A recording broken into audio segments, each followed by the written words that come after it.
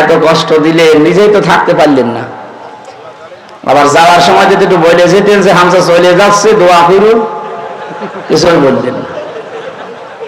পাশের জেলা নোয়াখালী কাওয়া কাকুকেও বলেনি, খালি 14টা সুটকেস নিয়ে চলে গেছে।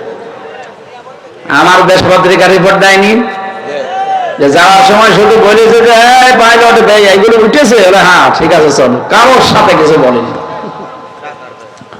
খালি টাকা দরকার আপনার, সুটকেস দরকার, ওগুলোকে ছাই ভর্তি করে নিয়ে গেছে, দেশটা ফোকলা বানিয়ে ফেলেছে, আর খালি দেশ প্রেম দেখাতো।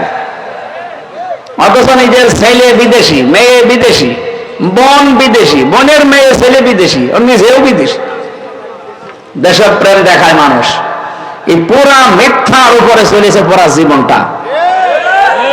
আল্লাহ এখন এরকম অপমান করছে, কেউ নাম বললে তারও পর্যন্ত জনগণ এখন পিটাচ্ছে।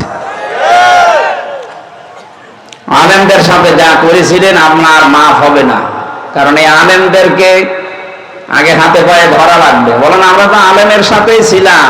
কিসের আলেমের সাথে ছিলেন আপনি? যাদের সাথে ছিলেন ওগুলো আলেম নামে জালেম। আজ বাংলাদেশের বিভিন্ন মডেল মসজিদের ইমাম খতিব যারা, এসব ওলামা লীগের আল্লাহর ওলি, এগুলোকে আলেম বললে গোনা হবে।